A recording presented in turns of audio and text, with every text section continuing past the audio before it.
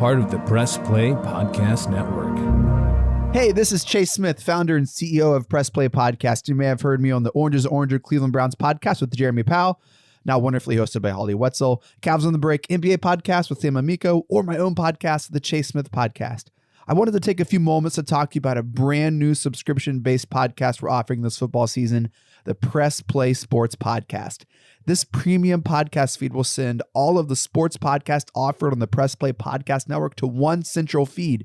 Yes, you can still follow and subscribe to all of our individual shows for free on every podcast platform. But if you wanted to consolidate your podcast feed and listen to them all in one location, the Press Play Sports Podcast is for you. I'm talking the Oranges and Oranger Browns podcast with Holly Wetzel and Jeremy Powell, Red Guy and Rhoda, Sable Brothers on the Baseline, Cavs on the Break, the Dennis Maniloff Show, the Ball Card Show, the Premium Fantasy Podcast, a Swing in a Tribe MLB podcast, and the Tim and Shipe Show, a college football podcast, all in one feed.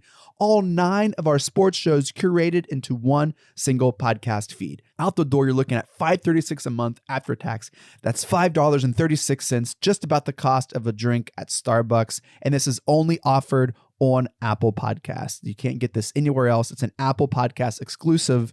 Just go to the search bar and search Press Play Sports. It'll come up and you can subscribe from there. We're excited to offer this consolidated, curated sports feed for you to enjoy. And as always, thank you so much for listening and your support. This episode of the Orange is Oranger Cleveland Browns podcast, part of the Press Play Podcast Network, is brought to you by our presenting sponsor, Align Health Center. Align Health Center is the first chiropractic biophysics clinic in Northern Ohio. The team at Align Health Center helps patients with back pain, neck pain, migraines, ADHD, digestive issues, sleep disturbance, whiplash, scoliosis, and much more. And along with chiropractic biophysics, Align Health Center is also the leading clinic in regenerative medicine, also known as stem cell injections. And listen, you don't have to be an NFL player to get it done or have this treatment. If you have low back pain, shoulder pain, knee pain, or arthritis, check out the Regenerative Medicine Clinic at Aligned Health Center. Come in for a free consultation, complete with imaging and x-rays to see how Aligned Health Center can help you. No multiple shots are needed, and it's complete with physical therapy built into the process, so there's no downtime. And look, it gets even better. Align Health Center doesn't charge people for x-rays or exams, and they don't bill you later. They let you know right away the cost. They're upfront and transparent. They are number one for a reason. Call Align Health Center today at 440-385-7357 or visit their website at alignedhealthcenters.com to make an appointment and to learn more about how Align Health Center can help you. Again, that's 440-385-7357 or visit alignedhealthcenters.com. 45-40, run, William, run! He's got blockers in front, 5, touchdown! Joshua Cribb! Snap back, ball down, kick block! They blocked the kick! All right, what is up, everyone? Welcome into the Orange is Oranger Cleveland Browns podcast. I'm your host, Holly Wetzel, at Holly and Liz on Twitter. And we have a special stand-in today for Jeremy, the OG Orange is Oranger host, Chase Smith. Chase, what is up? Welcome back. I'm so excited to be doing this with you today. I'm very excited too. I have this goofy grin on my face just because I was like, can you hear me smiling while I'm talking? Because I feel like I have the same big, huge smile on my face. I'm so excited that you're here. Yeah. Jeremy texted me this morning. He's like, hey, I got a lot going on. I got a big favor to ask. I'm like, oh my gosh, Jay, hey, whatever you need, man, I'm here. He was like, I might need you to do Orange is Oranger for me today. I was like, bro, I got you. And I was just like expecting like, hey, can you come up and, I don't know, dinner or taking someone somewhere, but it was this. And so Jeremy, T's and P's to your brother, whatever's going on. But we got you here at the Orange is Oranger. And Holly, I cannot be more pumped to talk about the Browns. Let's do it. Let's do it. I know your favorite part. I recorded a podcast on the Chase Smith podcast Sunday night, just because I've been off the mic for so long, and it's a weird new reality. I love this show. You guys doing an incredible, but I went from doing 3 or 4 episodes a week to doing almost none. And so let's go. I'm all chomping at the bit, Holly. Let's do it. Well, I believe we might as well get all the pleasantries out now, since we're going to be talking about Baker Mayfield, and Chase is about the president of Baker's fan club. So I'm not used to either. Like Jeremy and I actually agree on quite a bit. There's certain things that we don't. Mhm. We actually had a good discussion about Lamar last week. But anyway, so this is going to be, we'll get into Baker. I'm not going to fight you on it too hard, but I'm hoping that you're seeing the realistic sides of things, but we'll get into that. But Okay. what the biggest news right now as we record is just this ridiculous COVID crap. I can't tell you how over it I am, Chase. And I know I'm not the only one. I know there's so many people, but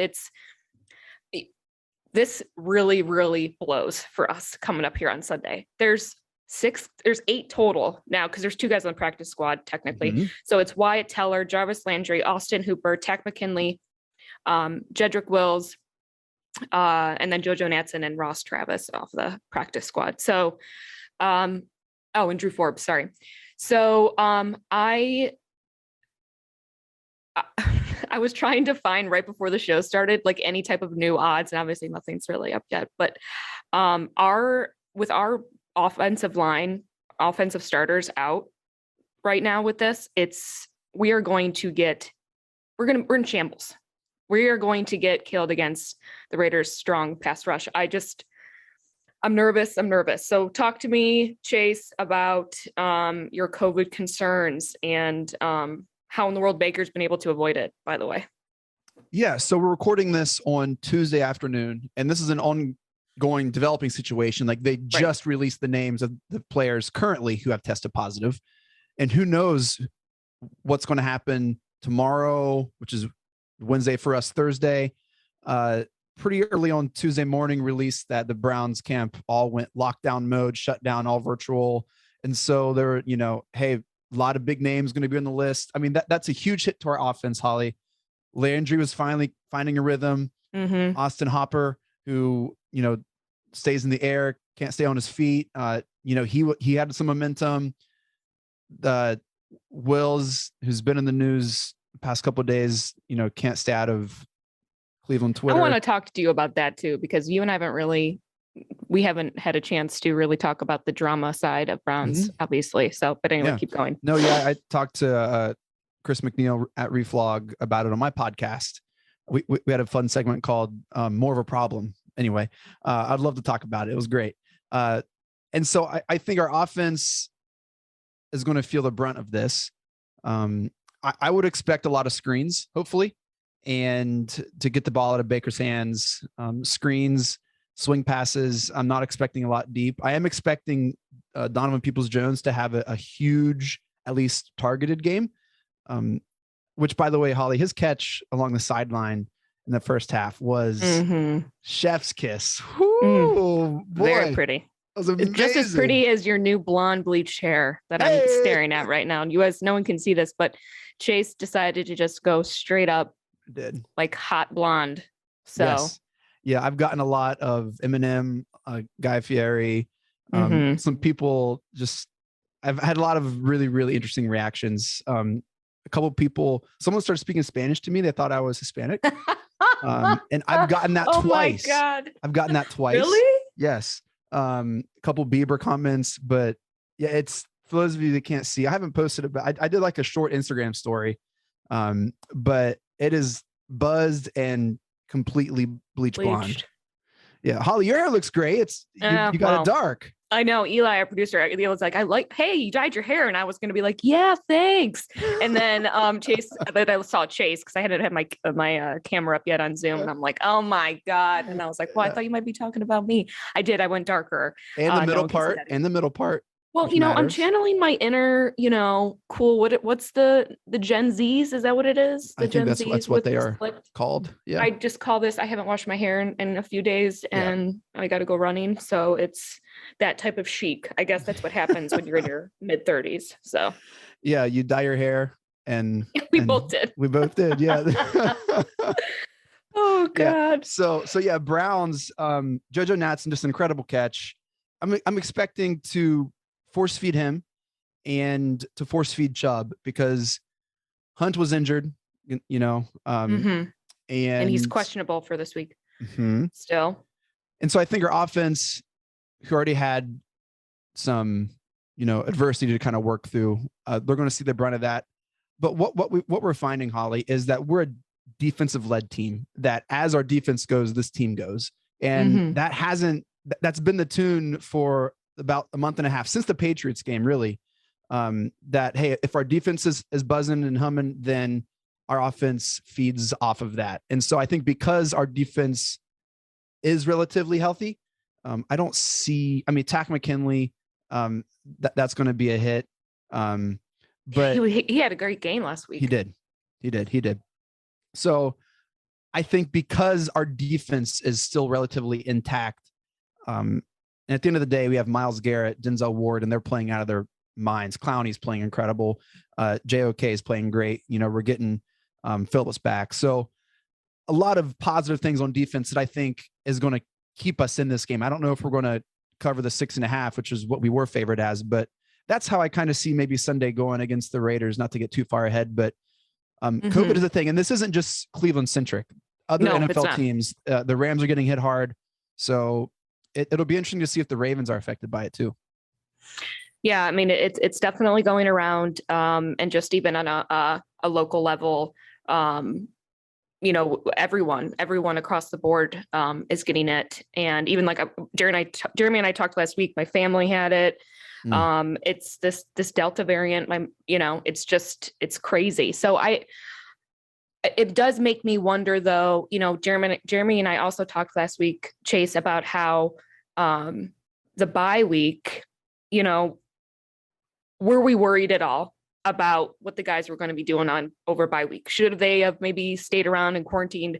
It was kind of eerily quiet over the bye week. Yes. With all the players. A little strange. Usually you see something a little bit more. I know some of the players traveled. We don't know where they went.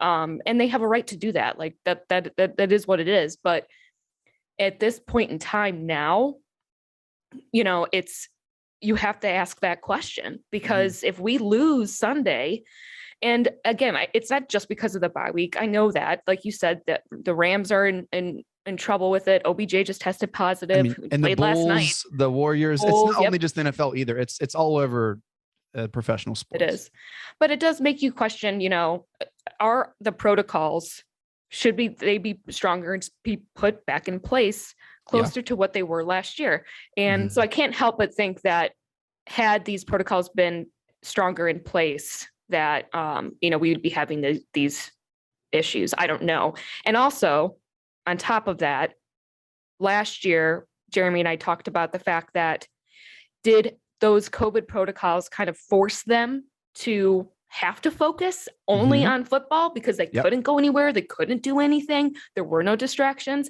So yeah, it does raise that question. And again, that's not just for the Browns, that's for all the teams, but we just happened to flourish in that. And I think there was a lot of discipline last year that we didn't have. And, that leads it into the smaller comments now that are getting pushed out. Because I want to talk to you about this too, Chase, about how, what's really going on in the locker room. Jeremy and I always say, like, where there's smoke, there's fire. And is there bigger issues going on between Stefanski and Baker? Mary Kay Cabot who writes for Cleveland.com, wrote about this a little bit. All of these things do start to bubble up, and you wonder if I don't think it's one thing. I think it's COVID. I think there's frustration. I think Baker's, injuries are up to a certain extent, but he had no excuse last week. And he actually played well last week. I'm not going to get down on him. I think he played well last week. And he made the conservative comment, which that leads to Stefanski, and should he be playing call? So there's a lot of factors going into this. Yes. It's not one thing, but where do you see, of all of these issues that are bubbling up for you, what do you think is probably the biggest one that's maybe causing a lot of the mediocre football play? I think whatever internal dysfunction Baker's talking about, I think that's an issue. I think winning fixes everything. Yes. And so you start looking at the Browns schedule, host the Ravens at Lambeau, host the Bengals in Pittsburgh.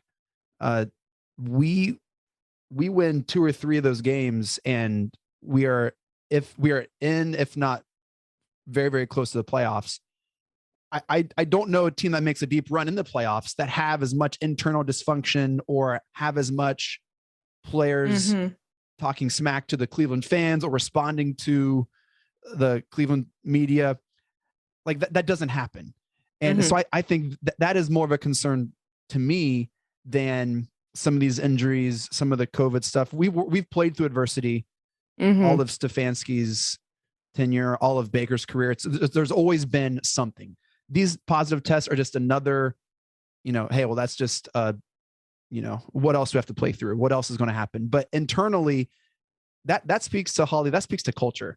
And it is so weird that in the offseason, it was such a quiet offseason. There was no Cheesecake Factory. There was no player arrested for weed. Like there was none of that. It was a very, very quiet offseason. And all of a sudden, when the season starts, then all this outside noise started becoming inside noise, and the inside noise amplified the outside noise. It was very, very weird for this kind of like culture that we thought we had. Yeah. And to have a bye week that was as quiet as it was, there is something going on. And it speaks to the culture that the team doesn't have, that we all thought that we had, this positive team first, Stefanski, Baker culture. That is not there, Holly. That is not there. And when that's not there, there is not a team that makes a run in the postseason that doesn't have that culture. And I'm talking about the culture like the Titans, who have dealt with a ton of injuries. Yeah. They continue to play and win. Like, look at even Baltimore. I mean, I know we beat them, but barely last week, and they are ravaged. They have 20 on IR, right? So there's no excuse really for around it, because unfortunately, Chase, I really do think that if Lamar came back in that game, I don't know if we would have won, and I don't know, maybe we wouldn't have let up as much as we did, but in the second half, but we were non-existent the entire second half outside of our defense. Yeah, so I think some of this internal, adversity or dysfunction, whatever Baker's speaking to, I think that's more of like that's a huge red flag that needs addressed. Now, I don't know if you saw this, Holly, or what you think of this, but Austin Hooper just went on Jim Rome, who's a big fan of the Browns. He calls the Browns America's team. Like, he loves it. My favorite thing ever. And he's sang Baker's praises. Did you see that interview? No, I didn't. He sang Baker's praises. He's, his toughness is, you don't have to, it goes without saying, but he spoke to his leadership and spoke to how that resonates in the locker room. And so I have no clue what's going on, Holly. I don't know. And credit to you.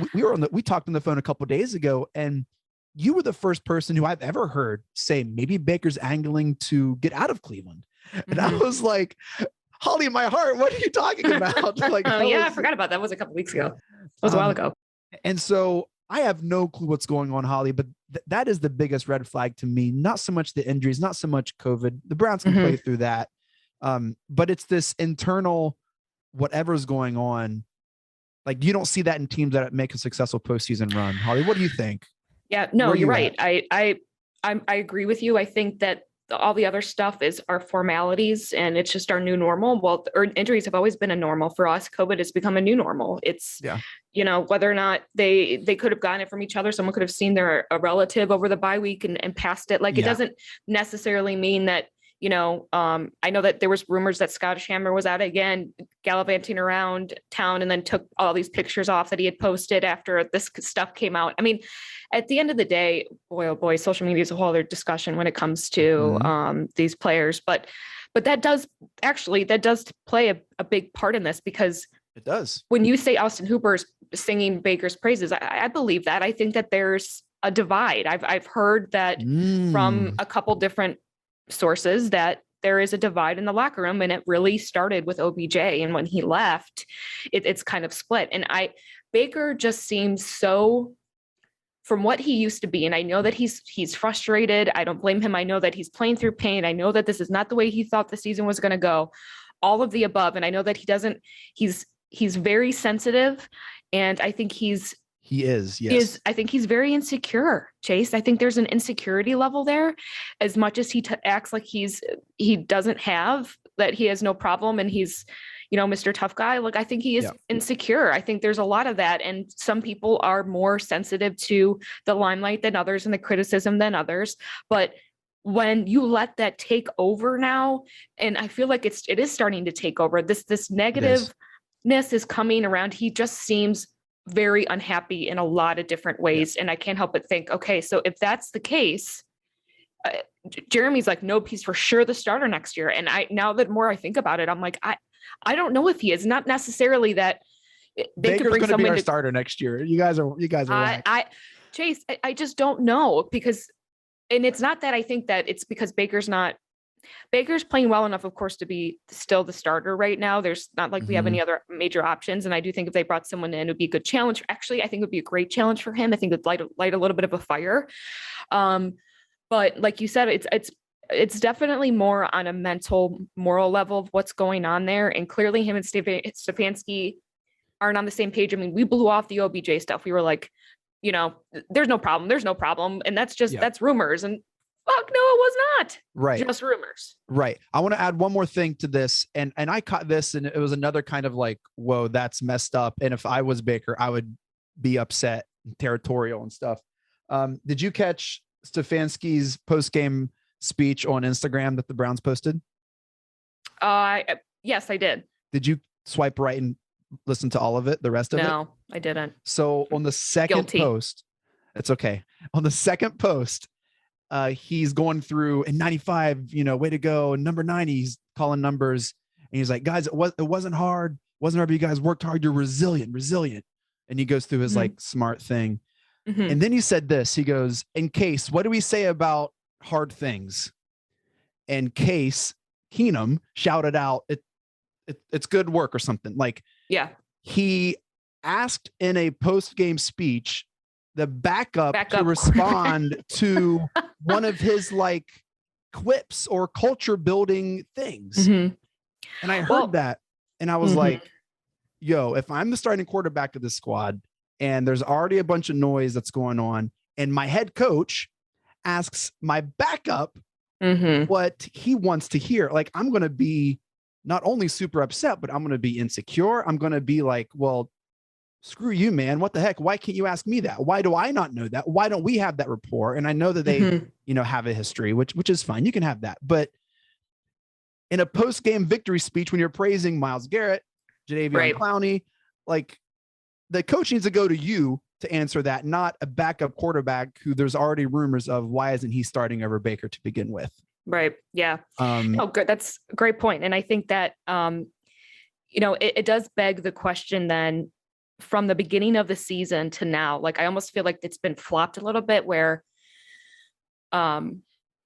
Stefanski was covered Baker every week. Like, it's on me, protected him every week. And now there's these little things that are coming out, but it does go back to in the beginning of the season when we lost, I think it was to the Chargers and, which is a huge loss, by the way. Like, it was this looming huge loss. Yes. And even the Kansas City game when Baker had a chance to win, I think that Stefanski, maybe that trust has waned. Maybe that is getting confirmed that maybe he doesn't really trust him as much, but then again, at the same time, I think to myself, like, okay, well, we should be running the ball more. Clearly, we abandon the run way too early every week. So is he putting Baker out there to see what he can do? I don't know. There's so many things that could mean, and maybe it could mean nothing, but I don't believe that either because there is something there. And it is concerning because the quarterback head coach relationship is so crucial in the NFL and playoffs and in games. I mean, that goes without saying, but Baker, you want to regain the trust of your quarterback and the fans and the media. Go out and win us a game and, a home game against the Raiders to help us in the playoffs. You want to really change the tune of the season, go into Lambeau and beat the best team in the NFL right now. Holly, we have these next 2 weeks that can really change the ceiling and the course of this season. And I'm super pumped about it. And I don't know. There's no other, and this is going to sound insane. You're going to roll your eyes and you're going to hate it. Oh God. There's no other quarterback I'd rather have under center for the Cleveland Browns than someone who has had to fight through adversity, had to fight through people not believing in him, than Baker Mayfield. I mean, And fine. Like, I get that. And I would even say when all the Browns quarterbacks outside of Bernie, like, sure. Right. Like, that's not that we had Let's go. a lot of great ones to compare him to, but at the same time though, like what are we doing in Cleveland that's so different from any other city right now in criticism of our professional football team in our city? What are we doing different? What are we doing to the fact that all these family members and wives and all this shit keeps coming out and not just saying like, for the most part, not just saying like calling out the team as a whole, which Emily Mayfield did, and then tried to take it down and say she didn't read the whole thing. Bullshit. I believe. I believe her. I give believe me a break. that. I do. No, I don't believe that. I don't believe that at all. And I believe it.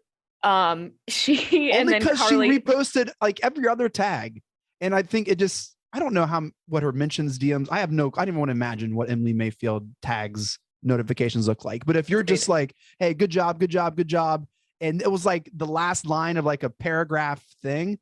I can see it start out like Baker's not the one to blame, blah, blah. Like that's how it basically started. This was not on Baker. Like it's just not, just don't like, yeah. I love. Agreed. There's a line there where it's only going to get, you have a right to say and defend yourself as much as you want, but for sure. But what's happening that I see now that is a super telltale sign is that these criticisms are coming for Baker personally, not just the overall team. Most of them, some of them are right. Some are coming at the fans. Baker came at the fans. Baker comes at the press, and the actual complaints like OBJ's dad posting that video. Yeah, sure. But then in the freaking comments, just blasting him. Yeah. And then Kareem Hunt's dad. Like, I don't get it. And they're coming for him personally, which tells me that yes, there is certainly issues here. He is not happy. I do question next year. And Jeremy and I always say this, Chase, the things that we love about Baker are the things that we don't like about Baker. Yep. Because you love his grit. Like you said, you love his toughness, all of that. And I think that when he puts his mind to something, and I love that when he's kind of, his feet are held to the fire, he definitely shows up. But it's like, why does it have to come to that? For him to wake up and why does he need a chip on his shoulder? And is he creating that in his own head? Whatever would make him feel better to play, right? But at this point now, OBJ's gone. He's best he's felt in the first week. I mean, yeah, he had a good game. He had a decent game last week, sure. But it's still like it's this mediocre. And yes, I think it is coming from a lot of different levels. But for sure, there's a major disconnect. I think the locker room is divided. So I don't know. I mean, I'm not really connected to Bills Mafia, to the Eagles, to these other teams that have these young quarterbacks that are struggling. You know, I know Josh Allen. I have him starting on my fantasy team, and he has not done me any favors at all.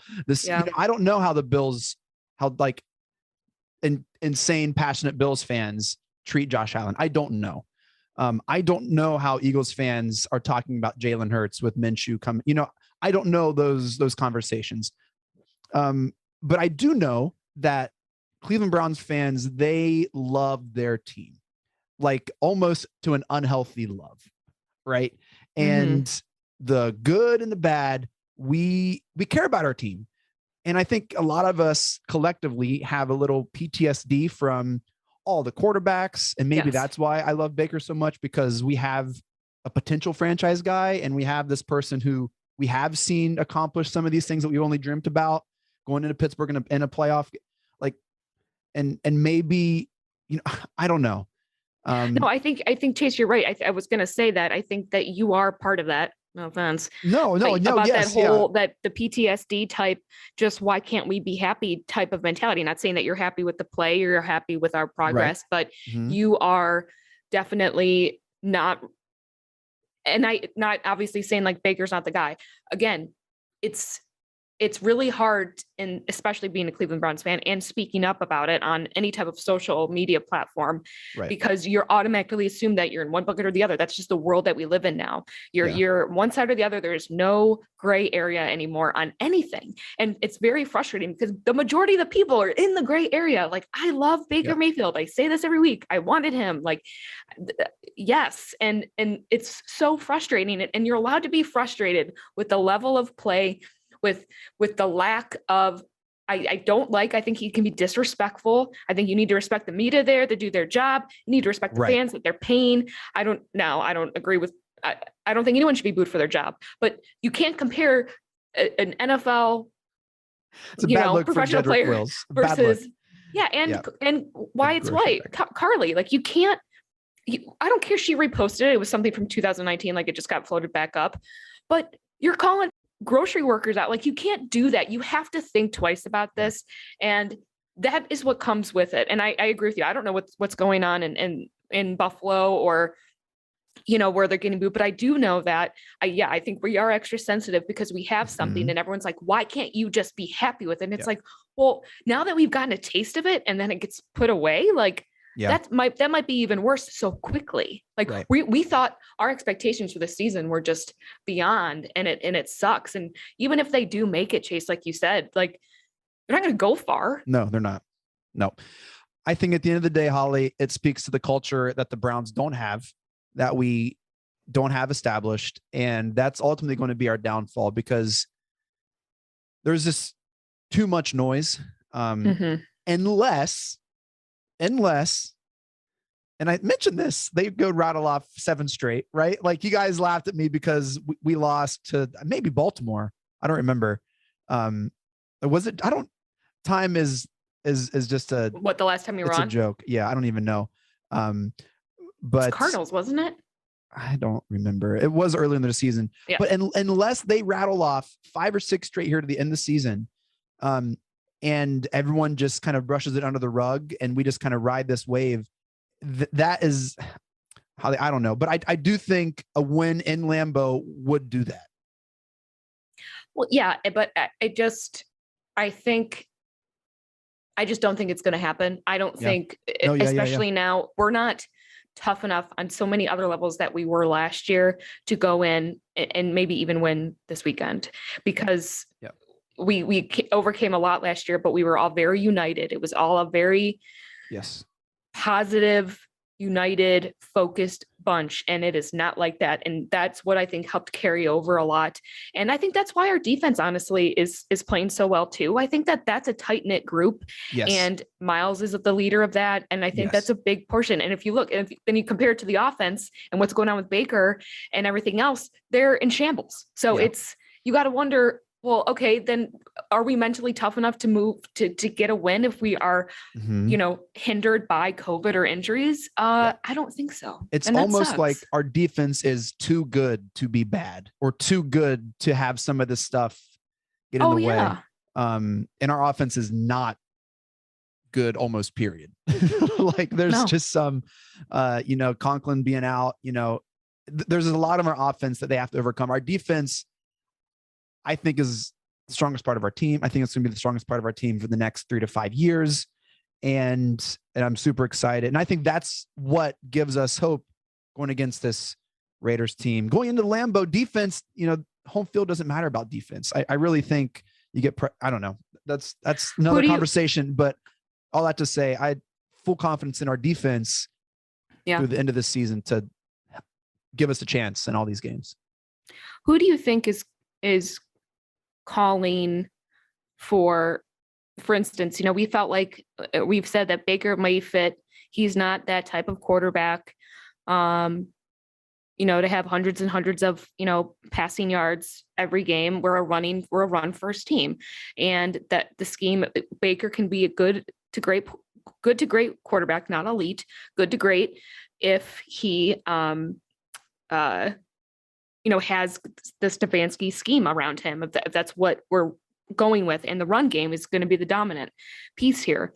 This year, obviously things have changed with that, and we're not seeing that anymore. And Stefanski's been figured out, and he's not, like I said, he's abandoning the run, obviously very early. do you think the push for Baker to throw more, for us to abandon the run, is more of a Stefanski-led idea, or do you think it's more of a Baker? Because the obvious choice would obviously be, of course, Stefanski, but I think Baker has been more heavily involved with him playing every week when he was hurt, him wanting to get more reps. And I know that he's fighting for a contract. And I'm wondering if that also caused a hindrance between those two. Man, he was so salty last week when he had to sit out that series after he was injured. Did you see, like, CBS had this camera that's like, he was so mad. I don't even think he knew who to be mad at, because I think there's a league rule where he had to stay out since he was in the tent for something. But he was so mad on the sideline. He was just like huffing and puffing, walking, and his mouth was moving. I would love to know, Holly, the amount of percentage of plays Baker audibles to something different. I don't know what that is. I don't know. Good question. I don't know. Here's what I know. Here's what I do know. I do know that Stefanski's in-game adjustments are dookie. Like, they are not very good. No, clearly not. And most of the time he has gotten out-coached. Our coach of the year, darling, who I've been suspect, Holly, from week 3 of last year. Everyone crapped on me because against the Cowboys, I didn't like. Anyway, I'm just going to let that go. But this is not a trend we've seen this year. We had big league leads last year that we kind of became a turtle, shelled ourselves, and teams would come. But this is nothing new. This is the games that it worked against, we were like, oh, that's amazing. That's how football's won. It was still like a 1-possession game. If we didn't get 1 first down, then all of a sudden this is where we were last year. Anyway, I don't know. I feel like this is a different offense from last year. And I don't know if that's Alex Van Pelt. I don't know what role he plays in this, but I don't know what role Baker's injuries played. Like, I don't see a lot of bootlegs, rollouts. Well, don't you feel like that's the point of all this too? We don't know what's going on. And because we get these very, very vague answers every week from everyone. And now we're getting like these little tidbits here and there that are negative. They're not, they're mostly negative.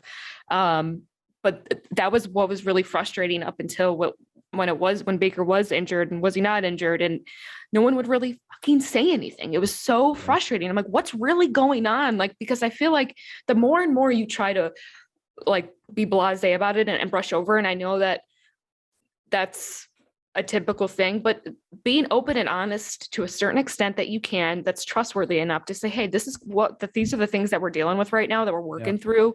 And, but add a little bit more color to those things. I think that helps people too, because then the fans have the NFL is a business, and you and I know that, but at the end of the day, a lot of people are still like, we're the most such a passionate fan base that's what is always seems to be brought up first. And those people, no offense to the people that are passionate fans, I think you're great, but there's other things to look for on all of this that's going on.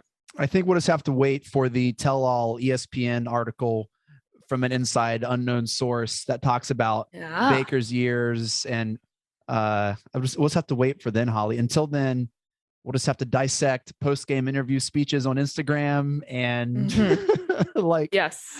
that's what we do. It's I don't want to know how my chicken McNuggets are made. I just want to enjoy McDonald's nuggets. I don't want to know what goes into making a hot dog. And I willingly don't look into that. But if it's bad, Chase, you are going to look into it, are you not? You're going to be like, what did I just eat? What's in this? Why does it taste like shit? And why did it make me sick? So now we're at a point where, wait a second, now we're questioning what's in the chicken nugget, because before it was, sure. Okay. Well, we're winning. And but you know what? It doesn't stop me from ordering chicken nuggets again. I still go back. But don't we all end up going back, right? Because we think again, next time it's going to be better, and can't happen twice. Holly, I have a question for you. We beat the Ravens on Sunday. It was great. Awesome. A huge win. Keeps our season alive. It really turns the tables in the AFC North, but we didn't cover. And this is a whole new realm of like sports watching, just over the last 3 or 4 years, I feel like I've learned like what an over under means, what like how to like what a spread, like all that stuff. I didn't know that 5-6 years ago. It's just really the past couple years. I find myself bummed that we didn't cover because of X, Y, and Z that I won't share on air. Holly, is gambling kind of adding to this kind of like you can't enjoy a victory? Because you know what? 7 years ago, if we would have when Jeff Garcia beat the Ravens, I didn't care what the over under, the point total. I didn't care all that. We won. Yeah, it's awesome. Or any other time we beat anyone, we won. Whew, that was a close one.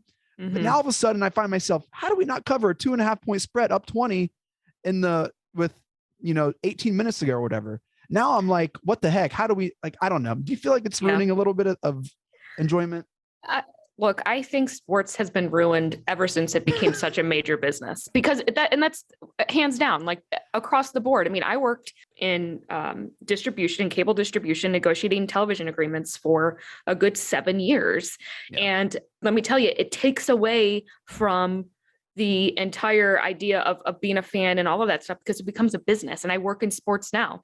Sports is a business to me. And sometimes I like to come home, honestly, and not watch sports because I live and breathe it all day, listening to it all day. And I love it, but it's a business. And the gambling is no different, because at the end of the day, everyone's going to make more money. I'm going to make more money. A lot of businesses in Ohio are going to make money when it becomes legal here.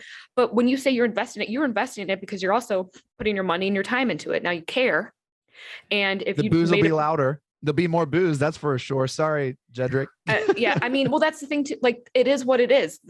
I don't want to say that this is what you sign up for to a certain extent with those players, by the way, but they doesn't make it right, but it is what it is. And you can't pick and choose what you decide to complain about. But anyway, hey, really quick before you go to break. So what do you watch to decompress from sports? What is your guilty pleasure?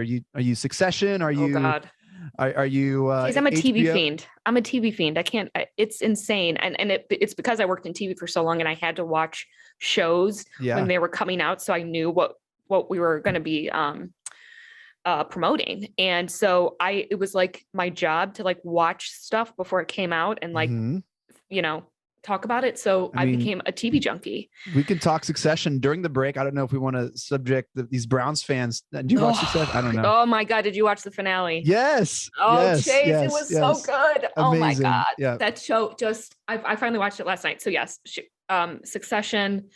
I just finished Hannah on Amazon Prime. Okay. It was excellent. Okay. I really liked that. But Succession really is like one of those shows, my coworker and I were talking about this today, that one of those like really like elite top shows that like you're just so engaged. And it's been a good chunk of years that we've had a show like that, like The Sopranos and like Breaking Bad, and like Succession is moving up into that territory. I mean, yes. I'm very glad that you can't binge everything. I like the 6 days to let it marinate and you get to talk about what could happen, theories. Yeah.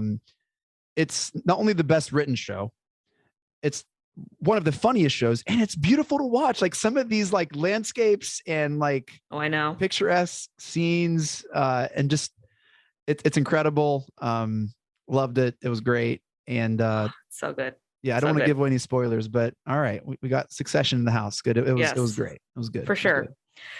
All right. Well, we will take a quick break and we'll come back and wrap up, and I'll get Chase's prediction for Sunday.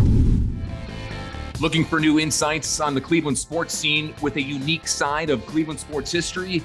Then you found the perfect podcast. I'm John Sable. And I'm Scott Sable, and we're hosts of the Sable Brothers on the Baseline podcast, a podcast about Cleveland sports, but not your typical podcast about the land's sports teams. Join us as we embark on a journey of sharing a unique and historical side of Cleveland sports history with the help of some former Cleveland sports stars and other historical figures. All right here on the Sable Brothers on the Baseline podcast, part of the Press Play Podcast Network. For the Dennis Maniloff Show, I'll tap into my 40-plus years of following Cleveland sports and 30-plus years of writing and talking about them, so as to bring you informed opinions and analysis of your favorite players and teams. I also will monitor the national sports scene and, when warranted, step out of the toy department and into the real world. And I'll always be on the lookout for special guests. By all means, join us. Hey, it's JD from the Hyman Podcast. I created this podcast to have hard conversations. Conversations that make us human but are also wildly uncomfortable. Conversations that help give voice to the voiceless and to the marginalized. Now you can listen to the entire first season on Apple Podcasts, Spotify, or wherever you get your podcasts from. Consider this your personal invitation to join the conversation.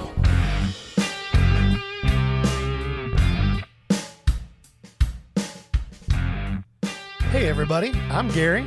And I'm Jason. Opening cards as a kid, no matter what was in the pack, you always had that stick of chewing gum. Well, it turns out Gary and I opened up a box of 86 Tops last year, and let me tell you, the chewing gum does not age well.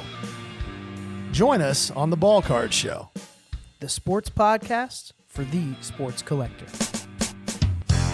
This is Mike Voorhees, co-host of the Swing and a Tribe MLB podcast. If you love Cleveland Indians baseball, then this is the pod for you. We've got you covered each week as we talk about all the games, breaking news, trades, the roster, all things Tribe. You're going to love it. Go Tribe.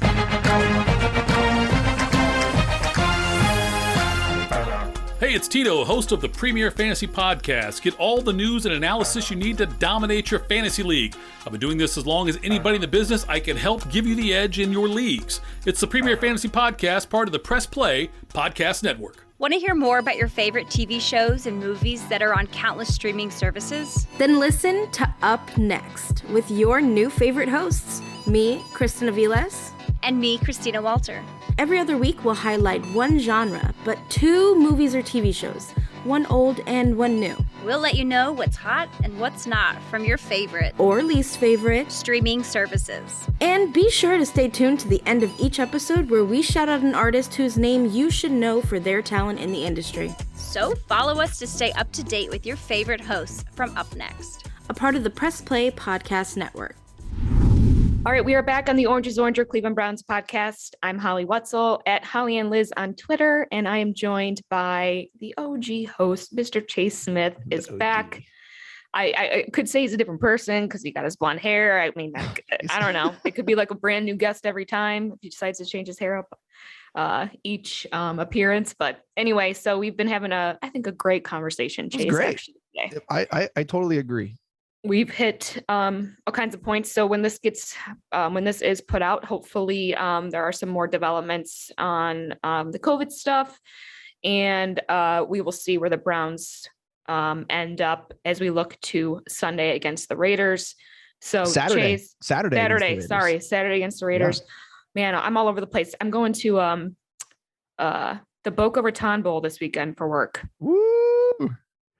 Yeah, I'm very excited. I get to I'll be on the field doing some stuff. So amazing. Yeah, I'm super excited. It's gonna be 80 degrees at the beach. Yeah, just suffering down there in your job. I know, right? On a football field for college. Oh my God. Yeah, I know. Just the life. I'm just green with envy and jealous. That just sounds like amazing. Yeah, I'm excited. So I will be flying back. Well, I will be working actually right up until probably kickoff. So, and then getting on a flight right around, oh my God, no, wait, I will be getting on my flight. Well, I'll be able to catch like the first half. You gotta get this figured out. Yeah, I know. Well, now this is the first time I'm really thinking about it because I'm coming back on Saturday and I kept thinking I was coming back on Sunday. That's why my days are all mixed up. So anyway, if our game doesn't get moved, like I don't even know. Well, I don't know how much in stone. I know it got flexed earlier in the year, so it might be too late to unflex it or deflex or reflex. I don't know what the word is. You really can pretty much, very close to the date. But yeah. That also is a lot of other moving parts. You have to be able to get it scheduled. But I think they're going to stay at that time. So yeah, I'm going to try and catch a good chunk of it, at least live, and maybe watch it back. But so Chase, with all this being said, all the show at the end of the show now, I'd love to get everyone's predictions. So give it to me. Where you landing? Well, as of right now for Saturday. Yes, as of right now, Tuesday in the afternoon. Yeah. Even though we have a ravaged offense due to the positive COVID tests, I'm still pretty optimistic about this game. we usually play pretty well under Stefanski at home. Usually we do a good job of either winning the game or keeping it competitive. We here at NFL.com right now, we have the 4th ranked defense and the 4th ranked rushing offense.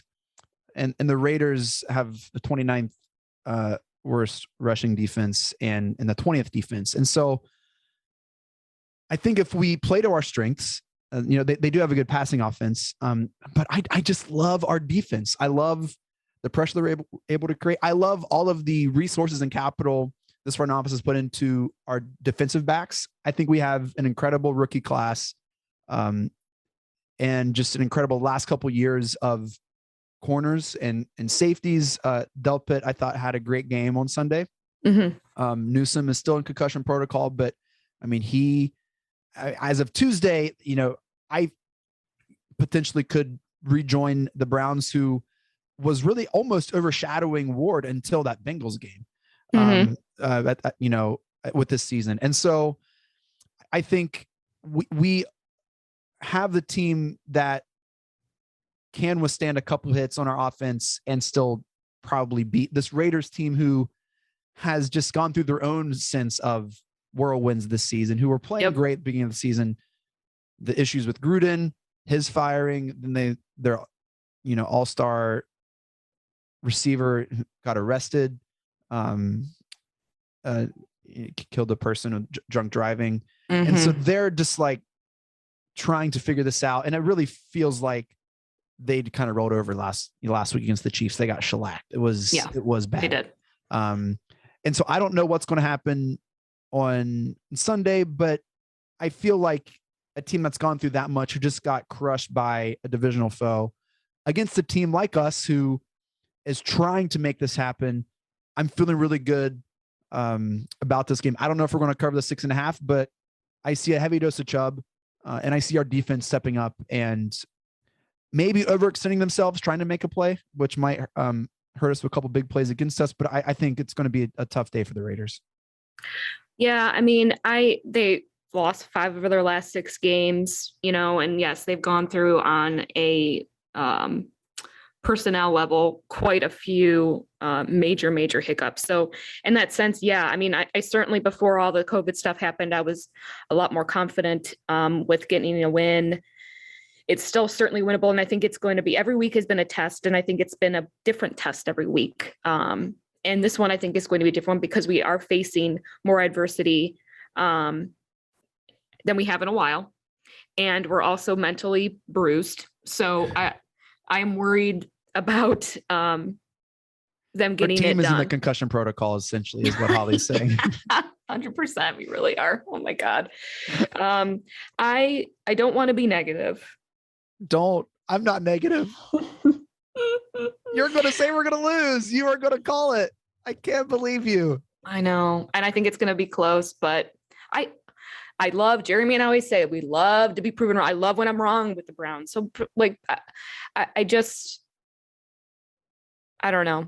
If we lose, well, then let me go to Green Bay.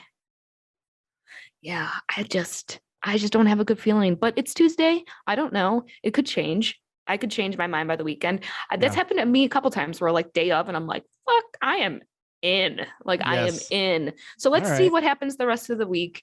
Right now, we're a little down and out. We are certainly beat up on both levels. So let's see. Look, I think Chubb, is a lot of pent up frustration. He ran so hard both games against the Ravens, which that was really weird, by the way. Ravens by Ravens. Like, I don't like that at all. I don't think anyone liked that. But Chubb ran hard and didn't get a lot of yards. I could totally see him going for over 200 yards against this team. And I don't think that is a huge reach. I think almost a lock that he's going to get over 100 yards as long as he remains healthy. But I think we're going to hear a Jim Donovan, Nick Chubb call.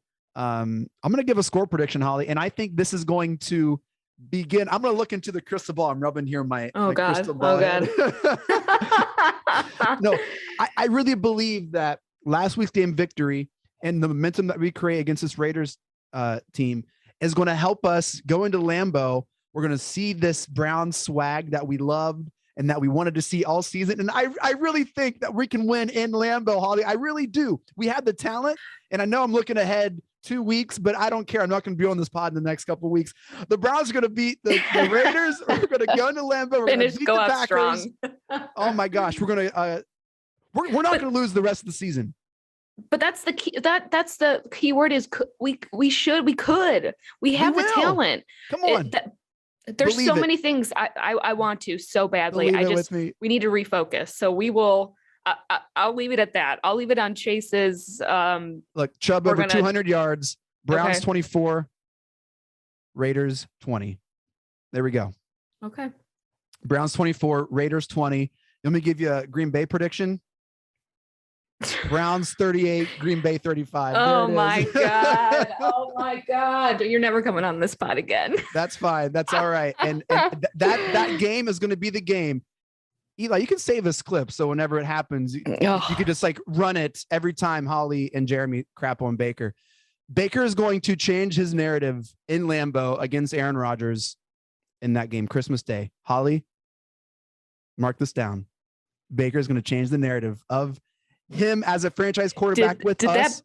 Did that bleach start to leak into your hair and into your head there? It's going to happen. I don't know. Okay. You call me crazy anyway. It's all good. Jeremy is going to be jealous. He missed the crazy optimistic Chase again on the pod. No, I'm glad we have it. Someone needs to do it because him and I won't. So I'm glad.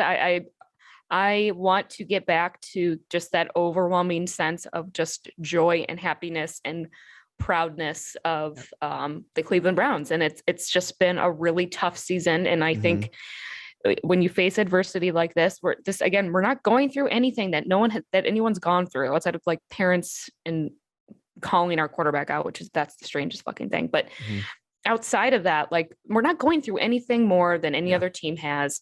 It's certainly easy to overcome, not easy to overcome, but able to be overcome. We do have the talent.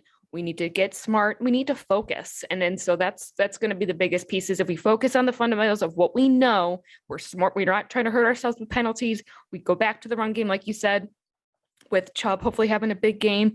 We refocus that for the better part of the team and everything else going on in the organization. And that's what they have to do. And I don't know if they're going to be able to do it. I hope they can. Well, they're going to be able to do it because you're going to hear a lot about Donovan Peoples-Jones, who's going to have an incredible last little bit of the season here. Kareem Hunt's going to be healthy. He's going to be back, fresh legs. He's going to be rocking the joint.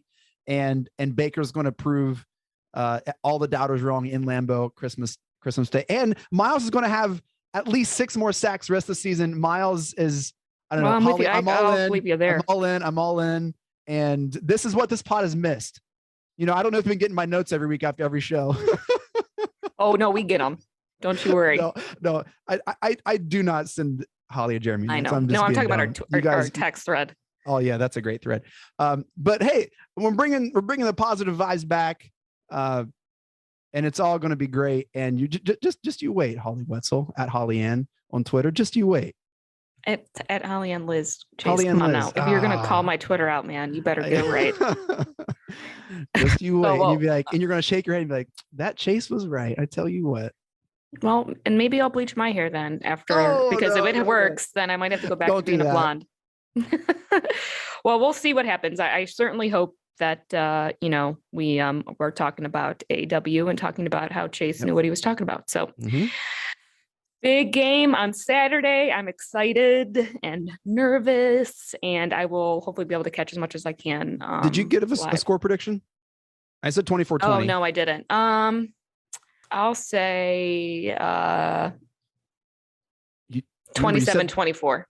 Raiders.